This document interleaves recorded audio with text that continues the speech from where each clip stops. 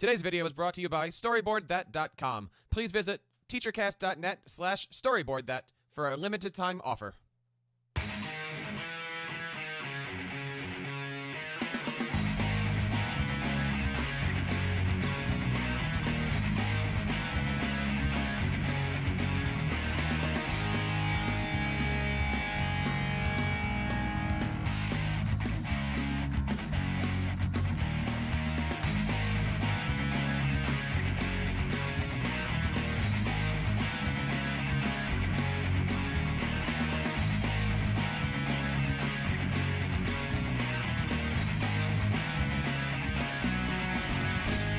Tonight's topic is creating learning spaces for the 21st century. We have a very special guest tonight with us. His name is Dwight Carter. You're going to learn a lot about him tonight. The Principal Cast podcast, as you know, is a weekly roundtable discussion about current topics in education leadership. For more information, please visit our website at www.principalcast.com. Follow us on Twitter at PrincipalCast, and as always, you can follow the hashtag PrincipalCast. Both our audio and video feeds are on iTunes. Make sure to subscribe today. Tonight's topic, creating learning spaces for the 21st century, is brought to you by StoryboardThat.com. StoryboardThat is the world's best online storyboard creator. You can enjoy 25% off purchase today at StoryboardThat.com/teachercast. Once again, that's StoryboardThat.com/teachercast. Before we go into our main topic, we'd like to introduce our special guest, Dwight Carter. He is principal, actually, I believe it's starting tomorrow, of New Albany High School outside of Columbus, Ohio. You would also know him as the principal of Ghana Jefferson Public School District, where he was there for 20 years. So just want to welcome you to the show, Dwight. How are you? I'm great, Spike. Thanks. How are you doing? We're doing excellent. Also want to, Dwight, I don't know if you remember your first year as being principal, but Teresa, our awesome co-host here tonight with yellow shirt, do you know that in her first year of principal, she decided that she wanted to do the Principal Cast podcast, which was the weekly show, and she just finished up her first year as a principal. Oh, wow. Congratulations, Teresa. Thank you. It's Man, a happy day. You jumped right in, didn't you? Both feet. Man. The only way to go. Yeah. So hard to go Teresa, home. yeah, exactly. And we always ask, how was your week and stuff, but I'm going to switch it up a little bit. So how was your first year? My secretary and I were actually talking about this on Friday, the last day of school. We were getting ready for sorry, we're having camera issues today. We're not. I am. We were talking about it as the elementary kids were getting ready, or the younger elementary kids were getting ready for awards, and if I were to go back and do month by month and went back and just talked about all the things that happened, I don't even know that I could remember them all, but it ended up being great. I wouldn't change anything. Nothing that I could control, at least. So I'm thrilled, and it's a great feeling to have a year under your belt, and so now I can go in and organize for next year and start. I came into kind of a mess, as a lot of new principals do. So now we can get in and get started and organize everything as we like it. So thanks for asking. Congratulations. Thank you. So your year is over, and then I also hear that you were on the House of Ed Tech yesterday. How was that? I was. It was awesome. Mr. Chris Nessie asked me if I would be on his show, and it was the first time I've ever been a guest on a podcast, so I was pretty excited. Like, sure, why not? So we had a great conversation. He asked some really good questions, and I think the show was published this morning, so it should be out already. House of Ed Tech is a great podcast. Whether or not you listen to the one that I'm on or not, it's a great podcast. So definitely check it out. And he's got #House of Ed Tech as well. Very cool. Very cool. So, Dwight, it sounds like you've been very busy. Can you tell us a little bit about what's going on in your world this week? Yeah, it's been a whirlwind. I ended my career at Gehenna Lincoln High School on Friday, the 31st. Started New Albany High School on June 2nd. So cleaned out the office over the weekend. Started first day back or first day at New Albany. Had a great week. Met with a lot of administrators. Actually had a parent meeting about school dances already. So it's been interesting. And on a personal note, I opened up the mail yesterday morning and found out that I will be inducted into the Wittenberg University Athletic Hall of Honor in Oh, October. So that was like, congratulations. yeah, I couldn't believe it. I went up the steps, I was crying. My wife was like, "What happened? What's wrong?" I just gave her the letter and I just couldn't believe it. So it's been a heck of a year, great year. Oh, good for you. I'll tell you, And we, Teresa, you have to get to be friends with Dwight on Facebook because I think he posted the picture, or it was yeah, one of the infamous pictures of his athletic career. I'll tell you, yeah. yeah, you could say. I mean, he was a beast. That's why he's in the Hall of Fame. Oh, So, Spike, Dwight, shucks. what was your sport? I played football and ran track, but the Hall of Fame induction is for track. I ran the 110 high hurdles and the 400 intermediate hurdles. I was gonna say, I think they called him mid hurdle for the picture. Yeah. So That's it was fun. Long. It's something I just never thought would happen. So like I said, just to open up the letter and get that news was it was a pleasant surprise. what a very cool honor. And another very cool thing for Dwight that he was just showing us before we started here some pictures of his beautiful baby girl. Yeah. So Yeah. big. Yeah, my wife and I, like I said, we had adopted her last January 2013. Yeah. Um, like I said, we found out 3 weeks before and just had to cram 9 months in 3 weeks, and we had a lot of support from family. My staff, I mean, at Gehenna Lincoln High School came threw me a wonderful shower. They just showed us a lot of love and support, and neighbors have stepped up. So it's been a huge community affair and community event, and I can't thank people in my life enough for just embracing our process and our journey as parents. It definitely changes the principalship, as I was telling you. I can't even believe how much just the time it takes to try to be a great parent, also a good principal, and still stay connected. So I'm struggling, still trying to find that balance. So we'll make it work. That's awesome. And you know what, Teresa, don't let him kid you though. He is no stranger to Hall of Fames. If you look on his website, which I encourage everyone to do tonight, dwightcarter.edublogs.org, you'll see that was inducted into Jostens Renaissance Hall of Fame in 2010. He was one of 3 in 2013 of the NASSP Digital Principals of the Year. And what we're going to be talking a lot about tonight, Clark Hall helped his district earn 2012 Best in Tech by Scholastic Magazine. So Wow. I'll tell you, Dwight, he may go into the Principal Cast Hall of Fame. We don't even have one yet. I think we need to start one just for him. I feel like I think you were. It's 8 minutes in, and I'm already. I know who I'm going to vote for this year. I feel like we need to have one. It's crazy. Hey, why not? That's right. That's right. You can add it to your list of achievements, and If you put that on your we have a website, really you great guy to promise put us. on our That's right. our board. This is a win-win for everybody. It is. And you have a good sense of humor, Dwight, and that's what we like to do. We like to laugh a lot on the show. We So do like to laugh on the show. we actually do. We do accomplish some things here. Yeah, I listened to a couple shows and you do laugh a lot, so We do. that's all good. But you know what? It's amazing to me. You know, we talk about this a lot, but it's amazing to me that we can have such great connections with people who have never met in person. So it's a happy group of people Yeah. It's awesome. for sure. All right. Well, Dwight, can you tell us, our topic for tonight is creating learning spaces in the Yeah. 21st century.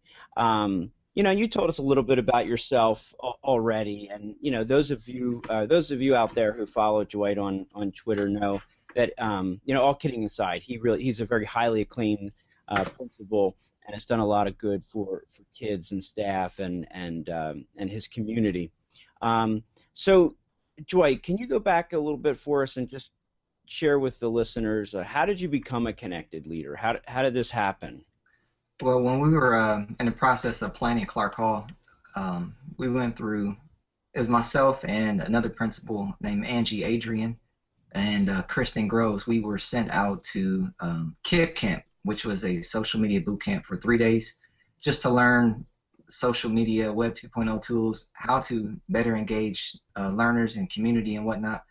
And it was completely overwhelming because they shared so much information. It was like drinking from a fire hose. I mean, it really was. It was like overload. It was so much information. And then the second day, they talked a lot about Twitter and other forms of social media. And I was not a Twitter fan at all. Even though I never used it, all I heard about was the negative use, what all the stars were wearing and what they're doing and who they're eating lunch with and who they're dating and all that stuff. And it didn't resonate with me. It had no connection, no meaning in my life whatsoever. And then that second day, they did some extensive research and showed a number of educators who were using Twitter, and my mind was blown, eyes wide open. I just like, wow, this is crazy. So then I started to lurk. I lurked for about 2 months. Started following Eric Schenninger, Patrick Larkin, George Koros, found Justin Tart, saw Connected Principals website. Who else? There was a number of people. Todd Whitaker was on there at the time. So I started following them, and then I jumped into my first, also Tom Whitby and Shelly Terrell. Can't forget those two. They were phenomenal. Jumped into my first Ed Chat, and I've been hooked ever since. I was then encouraged to start a blog, so I did that. And then just started using social media to tell our school story. And then other teachers started to use it as well, and it gained some momentum and built some capacity with it. So I'm very happy with how Gahanna Lincoln High School embraced it, and the teachers and students embraced it. But yeah, that's how it all started. It started from just a boot camp, and then tried it, took a risk, and broke through my fear and apprehension of using social media. So it's been a good journey so far. That's awesome. So you were there, like relatively in the early days, because a lot of the folks that you mentioned, really are those trailblazers, Tom Whitby and Eric Schenninger and stuff. So then you become connected. You had gone through the boot camp. So this was all predicated on the notion that you were going to be building Clark Hall. Is that how I get?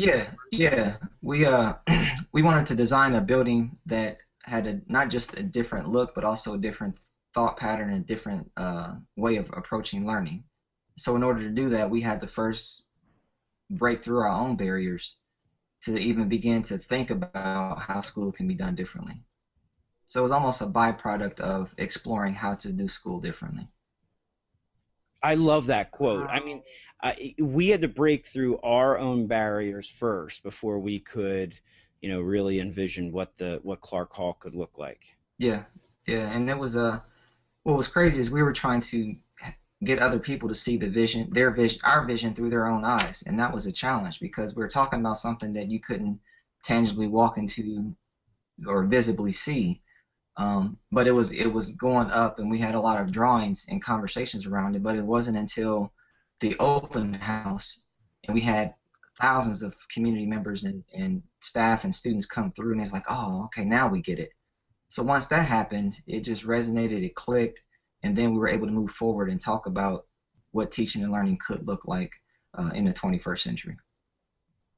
Teresa, have you ever seen any pictures of Clark Hall? No, I don't think I have. I'll tell you. I'm sure Dwight can give us some, and the viewers some links to take a look at maybe while we're talking. Yeah. It is like, I mean, it's like jaw dropping. Just the color schemes and hopefully, he'll go through and explain all this. But this is going to be, I think, a mind-blowing thing. At least I'm interested in this kind of stuff. Yeah, if you go to SlideShare and search my name, there's a couple presentations on Clark Hall, so you'll see a presentation about creative learning environments, and there's like, I think, 75 to 80 different slides of what Clark Hall looks like. It does not look like a school whatsoever, and that's the beauty of it. But again, what the environment impacted the way we approach teaching and learning, and then the way we approached also impacted the environment. That is really cool. Really check that out. And if you go to Gahanna Jefferson Public Schools or gahannaschools.org and click on the link Clark Hall, you'll be able to see some pictures and some more information about that. And if I remember, we talked before, Dwight, you were right across the street. So even when you built Clark Hall, you couldn't even get yourself an office over there. You had to stay at the other building.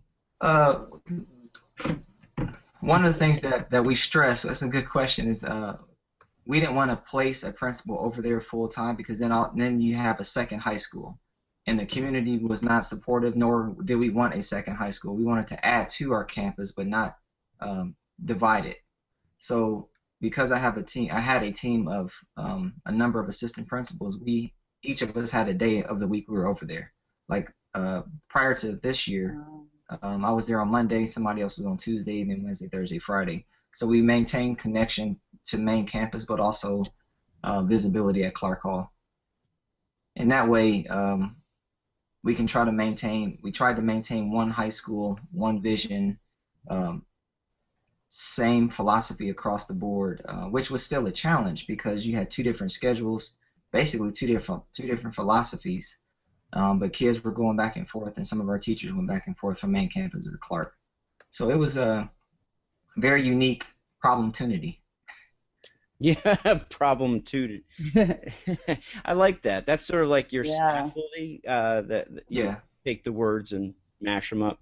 Yeah, that's David Langford. He came up with that word, problemtunity. When you have a problem, also opportunity, and you got to look at it that way. So what do people say when because I know that there's been a lot of people that have come and visit you, or they take a look at, they want to build new learning spaces, and Clark Hall has become one of those destination points. I believe that Eric Scheninger's been there, George Couros, I know that they've talked about it. Yeah. What do people think when they get there? Because I guess the concept of high school is very set in our thinking. Right. And you take a building like Clark Hall, and it just takes all that and just throws it right out of the window. Yeah, there's typically two responses. The first one is, wow, this is awesome, and the second one is, we can never do that. Wow, okay. So there are a lot of questions on just how do you even get to this point? And I think people are intrigued by the design, but they're also somewhat afraid of it because there's a great deal of trust and freedom that we give to the students, or that we gave to the students, and then they have to demonstrate the responsibility to keep that freedom and to earn that trust as well. But they love the design. They constantly ask questions about the schedule, grades, attendance, and discipline. Those are the most quantifiable ways to measure success of schools. So people always revert to, are test scores improvement, or have they decreased? Mm-hmm. How are the students' attendance? Are they getting to class on time? What's the discipline like? Because those are typically things that, like I said, we can easily talk about and show data for or against. So once we talk about that and break through it, they then they're then able to see the possibilities of what could happen at their school.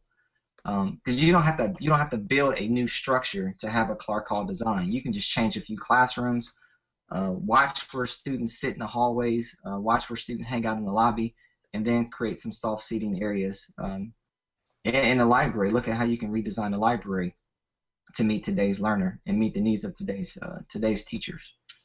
I'm right there with you. We have had a couple questions so far from the chat room. First from Melissa, she asked, how do students help share your school's message? Well, students are actively involved, were actively involved on Twitter and Instagram. So they constantly shared messages about our school. And my message to our students is they are walking billboards of our school. How people outside of the school community viewed Lincoln High School was based on how they presented themselves. So because Clark Hall was built on the busiest intersection in the community, they were constantly cars were constantly seeing them walk to and from Clark Hall. So how they behaved was the vision and the reputation they created for the school. But students, we have a number of teachers at Clark who were blogging. Their students were blogging about their learning experiences, and then they were sharing those via Twitter as well. So they use social media quite a bit to share the story of Lincoln High School. And Tia Hendrickson says that she loves your digital playground that you did with the admin, and she had done some similar things after reading about your initiative. Yeah. And Jared Phillips, he said that he actually read first about Clark Hall in Eric Scheninger's book, so he went to Google Pictures afterwards, and he said he'd love to see this in person. I guess it was just. We can set that up. If you contact the school, Gehenna Lincoln High School, 614-478-5500, they'll be happy to set up a tour. Like I said, we had a number of people tour Clark Hall. The coolest tour I gave was with a guy from Switzerland. I did a Skype tour with him. It was about 45 minutes to an hour, and this was as a result of a Ed Camp Columbus we had at Clark Hall, and he happened to be there. And then the next day, or that following Monday, we did a 45-minute to an hour Skype tour. He talked to some kids, and he was just blown away by not only what he saw, but what he heard from the students. So you've done Skype tours and you've done in-person tours. Yeah. And as a principal, how did you balance that? I'm sure that especially, I'm not sure if it was weekly, monthly, but there's quite a lot of activity and a lot of discussion about Clark Hall. How did that impact you, in your day-to-day? I just had to make time for it, and I tried to accommodate the people who wanted to come.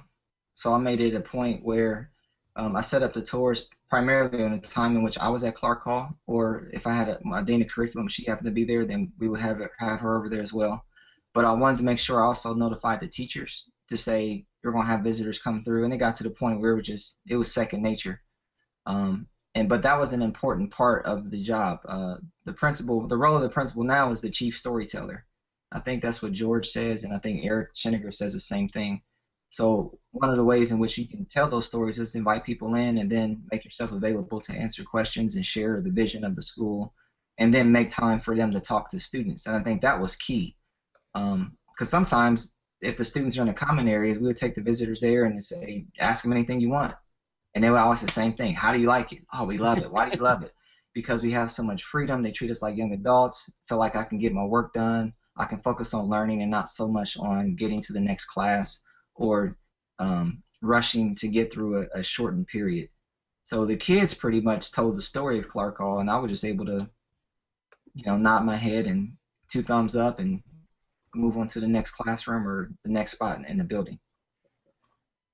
That's awesome.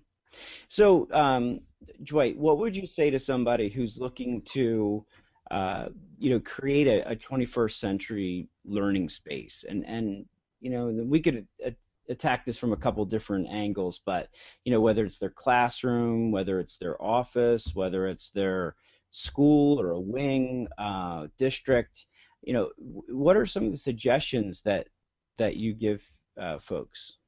That's a great question. I would say do a Google search for pictures of what Google headquarters look like. That just gives you a visual of what some spaces could look like. If there's universities that are near you, visit their student union, especially if they've been remodeled or redone, because student unions are now very collaborative, invoke a lot of creativity with natural light, bright colors, wide hallways, soft seating areas. But also visit what elementary schools used to be. I mean, carpet squares, blotches of color all over the walls, artwork hanging up. It just evoked creativity and excitement about school. And somewhere down the line, I don't know where this started, but the higher you go up in school, the more bargain basement beige and bland it starts to look. I don't know why that is, but we forget about the importance of color in schools after like elementary school. So I constantly tell people to just think about what it was like when you were in elementary school, and then, like I said, do some Google searches on creative learning spaces, and just think, what is the most comfortable environment you've ever been in, and try to create that same area. One of the things that we incorporated at Clark Hall, Mark White was the superintendent at the time. He's a former principal of Lincoln High School. He incorporated some Adirondack chairs and some rocking chairs because those evoke comfort. So just thinking outside the box on how to provide something like that in your classroom, I think will make a world of difference. We also used exercise balls as some seating areas, and also some, what do you call them, ottomans on wheels. By the way, watch what the kids do with the ottomans on wheels. They have some we had some ottoman races in the hallway sometimes. So we had to rein that back in a little bit. That is really cool. Yeah, but a couple books, two books I would definitely recommend. They really got us going. Was A Whole New Mind by Daniel Pink. But he talked about the importance of design and play in a working environment. But he also in the second book is Teaching Today's Digital Generation by Frank Kelly, Ian Jukes, and McCann. They provide like 13 to 14 different models of what high school could look like. Some are so far out there, others are actually being done now. But it does provide a framework for schools to just go through the redesign and rethinking process of how to take their current space and change it to meet today's needs, today's learners.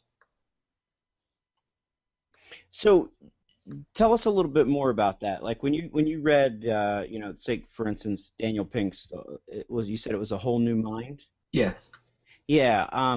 No, I've never read that, and I know a lot of people are looking for summer reading suggestions, and I thought this would be a good topic going into the summer, because I think it's a time where principals really are starting to look at different things for the next year. You have your budget and everything. So for instance, what did reading Daniel Pink's book do to impact a learning space in education? That's a very traditional, like you said, atmosphere. Yeah, that's a great question, Spike.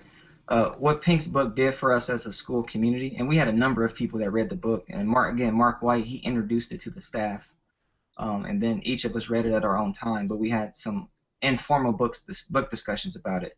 But there's like 6 different themes that Pink talks about in that book. I can't remember them all, but just summarizing it, the 20th century focused on the left brain, the analytical, logical thinker. As you look at the transition of the economy and the change of the economy, the focus has been and continues to be the right brain thinker, the person who is a creative problem solver, a great communicator who's creative, but can think critically and needs to break through and almost prototype different ideas. And design is one of those things that's crucial in the 21st century.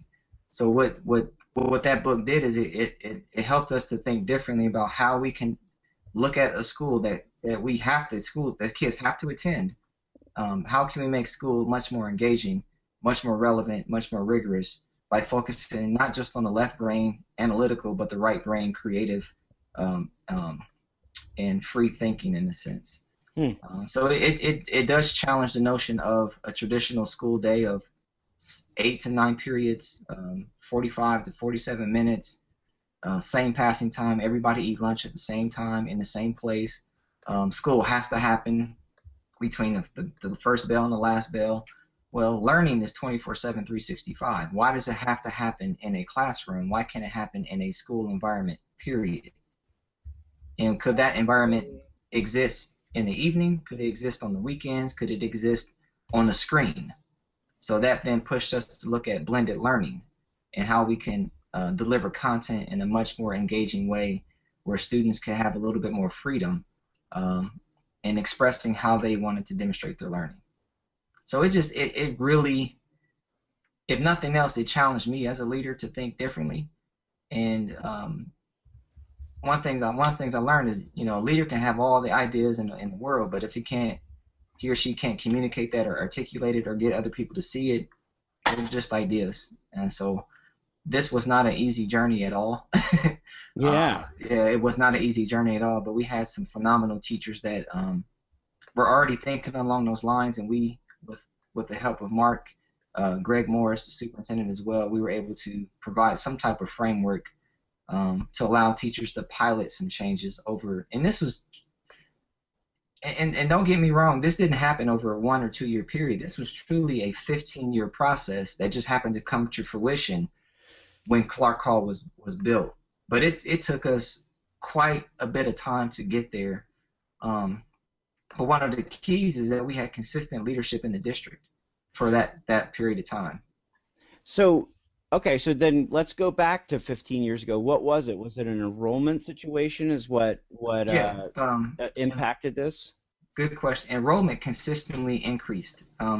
We hit the tipping point in 2010 when Ohio School Facilities Commission came in and they did an audit and found that Lincoln High School was 71,000 square feet short beyond capacity.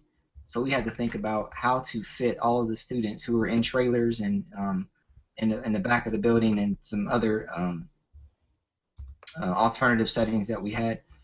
How can we bring all of our students back under one umbrella of Lincoln High School and meet the needs of today's learner?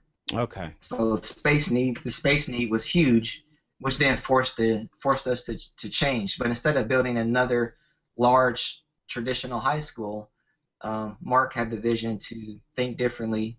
We had a great treasurer and a superintendent at the time that gave us the freedom to try something new and unique. And we just had to convince everybody that it was the right thing to do at the right time. Wow. Okay, so yeah, I mean, isn't it crazy? What a huge undertaking. Oh yeah, it was nuts. I'm just awed to this. I mean, it was nuts. The first 4 years, and just let me just paint the picture. This was right as the economy turned. So Right. our budget was being cut. We were cutting positions as well. Staff was asked to take furlough days, pay freezes, but yet we're building a large building across the street, and we're buying property. We bought 6.5 acres across the street in the old Kroger building. So all this is happening, and by chance, and this was not planned, but by chance, the day that we went on the ballot for the levy is the day they started the construction project. So it was not great timing at all. Mm. So we had a failed levy the first time, and we had to we were continuing with the project.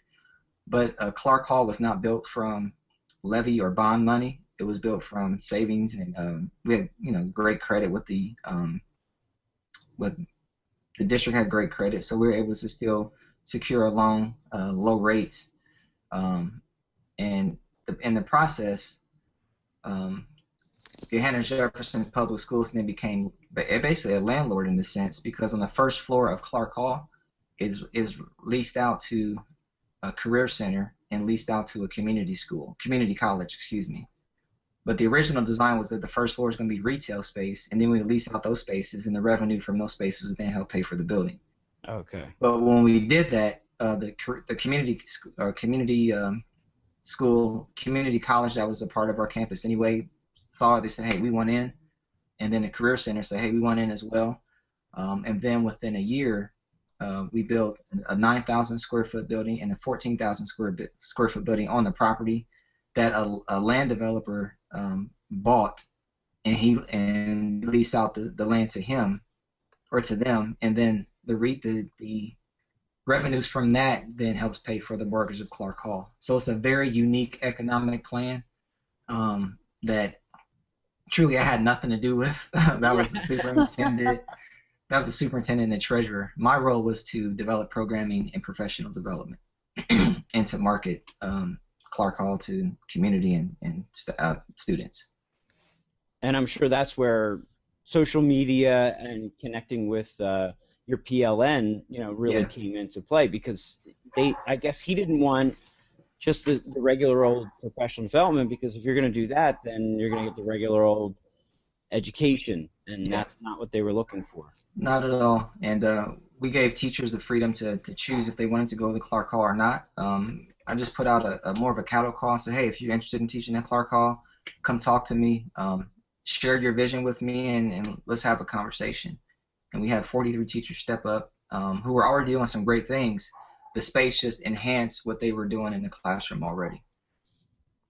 I'll tell you, it is difficult, I know, firsthand, and I go through this a lot. I'm in a building was built in 1929, and I see the great things that are going on in places like Clark Hall and some of the other, redesign schools that are out there. And, I think you had mentioned something about paint color. Our district has a philosophy that, all hallways and classrooms are to be painted with Tuscan white. And it's interesting because as I've gotten into this and trying just to help, it does reflect on teachers, though, because right now we switched probably about 70% of our staff in my elementary school. So they're either moving rooms or they're moving grade levels. And as they're going through stuff, they're just finding so much stuff that they accumulated. Yeah. People it's actually like a really good thing for our school, because they're getting rid of this stuff that they didn't know why they had. Yeah. And then with that, there's these discussions that are happening with each other on the learning space of the classroom. Why does it have to look like this? Why do we have to have those tables? Why do we have to have this color? And I think it's really great question. I think those are great questions. I almost feel like I need to get an interior designer that would just love to do a makeover to my school, or at least give us some suggestion, because I don't really know what colors are. Right. But I don't want to do it just to do it. You know what I mean? I want it to be thoughtful. We had a great team. We worked with Bird House Collaborative, the architects, and we also worked with Continental Furniture, who they have some designers, and they were just absolutely phenomenal. So there are a number of resources. I know a lot of teachers are looking to Pinterest now for classroom design ideas. I'm a huge HGTV fan, so by all means, I encourage everybody to watch HGTV and just look for some unique ideas. But also, like I said, jump on Pinterest and just search classroom design, and I'm sure you get a couple hundred ideas easily.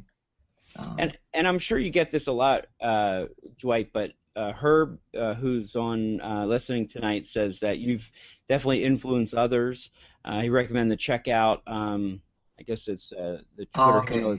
Yeah, the Hilliard City School District Innovative Learning Community, which is a phenomenal building. They visited Clark Hall probably 4 or 5 different times. Really? Yeah, and what they did was, this was unique. They basically moved their central office to another part of the district, and they gutted the central office facility and redesigned it to meet, like I said, look very much like a modern office building / student union.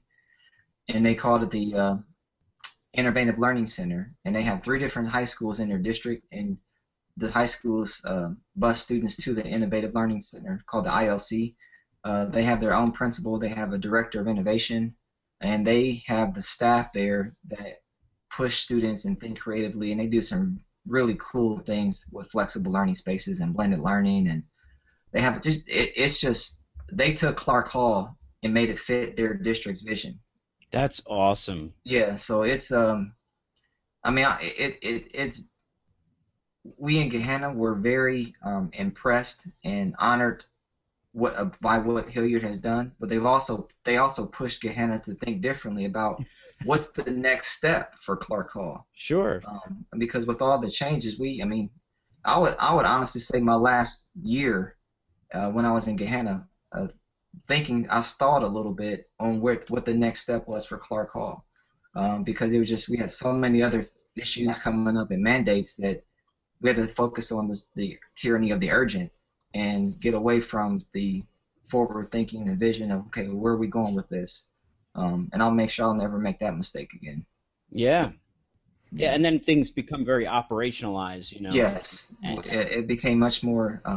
Started managing and not leading and vision casting as, let's say, the first 4 or 5 years as principal there. So before we get into our next segment, I just wanted to ask you. So you're transitioning to a new district. You started on, and that's in New Albany, not too far away. Right. Are you looking to do some similar type things as you did at, for Clark Hall? Yeah, New Albany is an absolutely beautiful campus. I mean, it's Georgia and Virginia. Excuse me. It looks like the University of Virginia. I mean, it's absolutely beautiful. It's a small campus. There are 9 different buildings. There's 1 high school, 1 middle school, a 2-5 elementary, and a K-1 elementary building. All those buildings are on the same campus. They have some unique learning spaces. The library is an absolutely showstopper place. Needs to do some updating to, like I said, to meet today's learners. But when I was there this past week, the director of operations, Michael Sawyer, he informed me that they're transforming one of the conference rooms in there called the Jefferson Room and putting some soft seating and some unique modular seating in that room. There's a subway that's coming in that'll be a part of now the cafeteria, and then there's some outdoor furniture that's going to go in 2 courtyards surrounding the Jefferson Hall or Jefferson Room. So New Albany is now transitioning to some unique learning spaces, and they did the same thing with the cafeteria last year. So I think the time is right, the opportunity is there, and the vision is there to start transitioning some of the traditional learning spaces to look more like a college campus, college union, student union. So it's a unique opportunity for me, that's for sure. That's great. Well, we wish you the best of luck. Thank you. Teresa, did you have anything else from the? No, nothing else from the chat, and I'm personally just trying to absorb all of this. This is just, it's very, very cool. There's just a lot of really cool stuff happening, but it's neat. Craig Yen did post Aaron Klein's Pinterest page on classroom design, so I sent that link out on the Twitter. But it's very cool. I was looking at it just now. So there's like psychologies of colors and different, creating unique learning environments, writing stations, etc. So hopefully that is a good place for people to start. Yeah. Is that something that you think about now that you've gotten through a year, Teresa, is like the space that you're in? Yeah, I feel like with our building, we are in that old, I have a parochial school, so the one building was built in 1929 and the other one was built in 1961. So the buildings themselves are just old. So it's a matter of how we are, decorating and changing the spaces. We don't have the old desks. There are tables in the rooms, and the teachers are really good with reorganizing and setting things up to make it more up to date. Mm-hmm. But yeah, painting the walls and just the hallway is really nice. Our hallway, the principal before me did a really great job on the hallways, but the classrooms could definitely use some work. So that's in my list of wishes. Of things to do. Well, I highly recommend. I don't know if you've come across this, Dwight. I've mentioned on the show before, but How to Walk to School. I think that's a really good book about a transformation that when you start getting parents involved and you start having them, create some of those opportunities. So you're talking about murals and raising funds to, if the district, and it's fine, and that's sort of where I'm operating. If the district has a certain philosophy, and they're not going to finance these things, then, perhaps you get the parents involved and you do like a beautification process. And they took a very old building in Chicago and they just, completely change the way that things are done, thereby then changing the whole learning atmosphere, and the list goes on. Just like you saw, all that starts to change when when all you have to do is add some color and some different philosophy, and things can take off. Yeah, and then what was cool about Lincoln High School's experience is that our librarian, Ann Gleek, she's just phenomenal educator. She reallocated her funds in the library and just did a complete redo. So she took out like 8 stacks of books that hadn't been checked out in almost 10 years. But we just kept ordering the same books over and over again. So she said, let's just get rid of those books, farm the shelves out to other schools in the district. She bought some unique furniture, soft seating areas. We hired a painter to come in and just really brighten up the space and move more towards more of a Starbucks, Panera / student union feel that became a much more social environment. And the circulation increased almost tenfold in a 2-year period. Wow. So it's she took the paper off the windows, opened it up, and the kids absolutely loved the space. And then they're before school, they're there after school, study hall. They're going to the library to again just to learn in a unique environment and socialize through learning, since learning is a social event. Then one of my art teachers, Sarah Fairchild, former art teachers, I should say. I keep saying we. Sorry. Only been a couple days. Yeah. It's okay. She got a grant from the foundation there, and worked with some just regular general students, intro to visual art students, who created some large murals in one of the largest hallways in the building, and that really spruced up the space. And the connection was the colors that we used at Clark Hall were the colors she used on the murals, and then the colors in the mural were the colors that we used in the library. And then our cafeteria, head of our cafeteria, her and her husband came in and repainted the entire cafeteria over the summer using the same colors. And then Sarah, the art teacher, used one of the largest walls and created this wonderful mural that if you go to the SlideShare link that I just posted, it's called Digitally Creative Learning Environments. If you go to that, you'll see the pictures of the cafeteria, the library, and the murals in the hallways. And it just brings the two, all the buildings together, to add that pop of color and that just add some life to the space. So Teresa, I'm picturing like when he does these presentations at NASSP and stuff. Like most people are probably just like this, like right, like that's right now, like mouth ape, like yeah. Because like you said, we've talked about this before. Most of us work in very, very traditional, if not whatever would be before traditional, atmospheres. Yet we are now connecting with each other with, a laptop, a microphone, and some cameras. We know how to learn 24 hours, 7 days a week. The whole thing. We become so connected, and I feel like this is the one area where we continue to either one, just not know how to move our districts forward, or how to get it done. And when we see trailblazers like yourself that have worked in a collaborative, because I know you're not going to take all the credit. Well, yeah, there's no way I can. It was a huge team effort. And with that, I think it's just inspiring for us because, for all said, schools and learning are social, and they're not going anywhere in that sense. And let's start to make those opportunities come alive. It's a shame though, because I know like in New Jersey, like we've really I mean, just school buildings that have been approved by the state, because they have to get approved by the state no matter what the funding is, Right. have drastically decreased in the last 10 or 15 years. Yeah. You know, It's so tough. it's tough. So tough. Well, what's interesting is most school facility commissions have one way of thinking about school, and it's typically the way it's always been. So to do something outside the box, it challenges the thinking, it challenges the policies, and challenges procedures.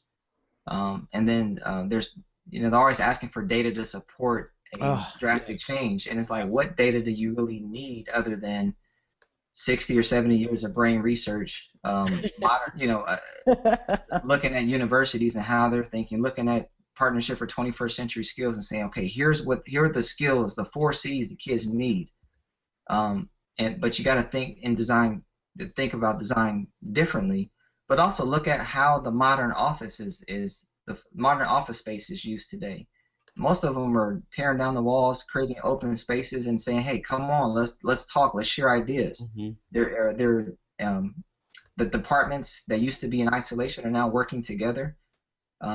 So that's where the modern office space is looking, and the modern workplace is looking. But schools are still stuck in the way it's always been, because what I find interesting is that our greatest barrier to true school reform is our memory.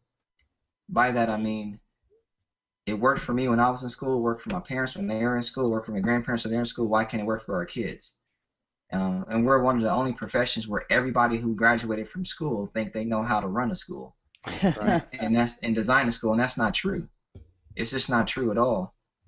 So we have to use our collective voice and force the change that needs to happen for our students. Awesome. All right. Well, Dwight, I'm telling you, we probably could go on another hour with this. This is great stuff. But we're going to transition into a little thing we like to call word association. Our friends in Wisconsin, they seem to play it a lot differently than the rest of us do. Okay, I see it going on. Yeah, Jessica, some of the other hosts. You can't look at the doc though, otherwise you're gonna ruin the game. So don't look at the doc. Don't look at the doc, yeah, because you can't look at it. Okay. So basically what we'll do is we're just going to say a word to you, and then you're going to respond, or it could be a phrase, and all you have to do is respond in one word. Now, we've had lots of varying, responses here. Eric Schenger, when we played it, he did a lot of grunting and moaning. A lot of voices. Our Wisconsin group, including our wonderful co-host Jessica Johnson, uses sentences and sometimes paragraphs. We're looking for one word. Just one word. One word. It's hard. We're going to see how you do. And Spike, it was funny because when I was on the House of Ed Tech yesterday, Chris Nessie dropped word association on me. Oh, it's not easy. It's not easy. And I asked him if I could use the Wisconsin rules or if I had to use the rest of the U.S. rules. And he said the rest of the U.S. rules, and I was not happy because their rules are way easier. So, so just a heads up. All right. Well, the first word association coming up, Mr. Carter, faith. God. Twitter. Spike Cook. See, he's already doing the 2 words, unless he did the underscore. If it's a name, I think you can have 2. Yeah. All right. Innovation. Needed. Good. How about leadership? Service. Common Core. Ugh. See, there you guys go with those grunts again. No, that's a fair one. That's the same one that Eric grunted at. Mandate. I'll put it that way. How's that one? Okay. What was it? Say it again, Dwight. Mandate. Oh, very good. Well played. Todd Whitaker. Genius. Eric Scheninger. Trailblazer. Wow, you're good at this game. Yeah, he is good. He's good. All right. My superintendent's going to love me after this one. Tuscan white paint. Shawshank Redemption.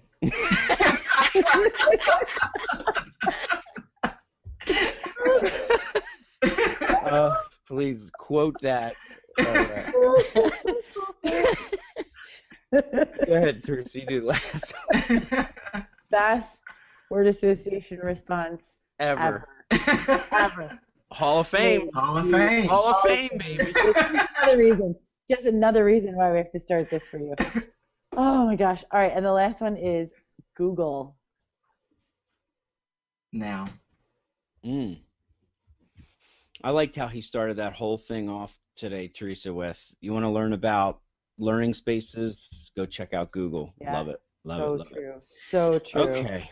So each week we do principles to follow on Twitter, and this is a very helpful way for us to get our professional learning network connected with each other. So we're really enjoying this. My principle to follow tonight, of course, is our guest at Dwight Carter. I think I've even used him before. I think so. But that's okay. When he's on, I mentioned twice. We really do push ourselves, Dwight, to mention other people, but you're getting a second mention here. So he is at Dwight_Carter, and you can check out his website, as I mentioned before, is dwightcarter.edublogs.org. He has some awesome posts. He is very accessible and would love to connect with you if you get in touch with him. Yes. Thanks, Spike, Teresa, Jeff. Really appreciate just being on the show. It's been fun. Thank you. It's been wonderful having you. Just so much information. I can't wait to. This is one of those shows that I can't wait to listen to. Mm-hmm. Because I feel like I just couldn't grasp it all. I can't wait. This is great. And congratulations to you for finishing your first year. Thank you very much. That's a huge accomplishment. You survived. I did. Yeah. And so did all of the kids in my school. Yeah. So Yeah. that's a little bit more important. Yeah. My principal to follow this week is Mike Leander, who is he's at mleander Leander 23 on Twitter. He's an elementary school principal in Massachusetts, and his Twitter bio says he is a husband and dad of 3 beautiful kids, tech and readers workshop minded principal, and an amazing story reader. And I think if you're an elementary school principal, being an amazing story reader is a huge deal. So awesome. Definitely follow him. He's got a lot of great information, good conversations. Dwight, do you have anybody that you'd like to give a shout out to tonight? Yes, actually I do. Brent Wise, he's the principal of Hilliard Innovative Learning Center.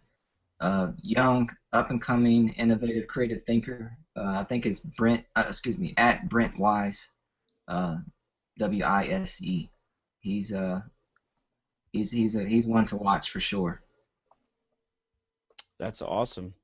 And just in case you may have missed it, Dwight did talk about a few things here tonight. There's some other resources teaching today's digital generation. No More Cookie Cutter High Schools by Kelly Jukes, Kelly Jukes and Ian Jukes. I'm sorry. It's Frank Kelly and Ian Jukes, and I think it's Ted McCain. Okay, so yes. Kelly Jukes and McCain. So check that out. He also mentioned A Whole New Mind by Daniel Pink.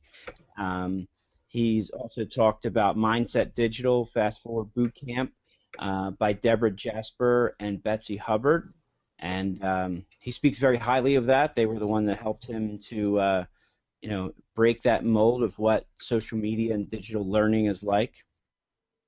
Yeah. Also, I want to correct Brent Wise's Twitter handle is at @Wise_Brent. Oh, okay. At @Wise_Brent. Yeah, because I think that other one that you said, it was like an Australian magician or something. Yeah.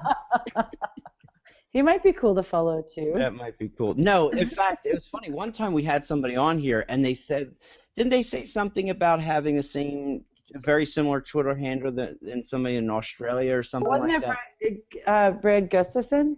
Oh yeah, maybe it was Brad Gustafson. Yes, he said something about having a very similar. I think they have the same name and a similar Twitter handle. So anyway, we want to thank our guest, Dwight Carter. Once again, you can find him at Dwight_Carter. Make sure to connect with him. We also want to thank our sponsor, Storyboard That. Remember, all our loyal TeacherCast followers can enjoy 25% off of any package purchased today at storyboardthat.com/teacherscast. And we are very excited. We've just found out that TeacherCast will be covering every day, Dwight, at ISTE. TeacherCast will be doing interviews from 9 to 12 of all the awesome people that are at ISTE this year. So any information you'd like to find out, you can follow TeacherCast at TeacherCast and check out his blogs and resources at teachercast.net. And his podcast, of course, teachercast.tv. Make sure you guys interview the 2014 digital principals, Daisy Dyer, Derek McCoy, and Jason Markley. 3 great people. That's awesome. Yes, we will. You know what we do? Daisy Dyer, we got to get her on here. Yes. Yeah, she's very entertaining, outside the box thinker. She's done some phenomenal things in her school in Arkansas. Yes. Transformed that place. She That's really awesome. has. She leads Arkansas Ed Chat as well. That's right. Yeah. Right. All right. Well, Dwight, thanks again. Hang out for a few minutes after we roll the credits. And Teresa, do you got anything else? I don't think so. Spike, send it out. I think that's you. Principal Cast out.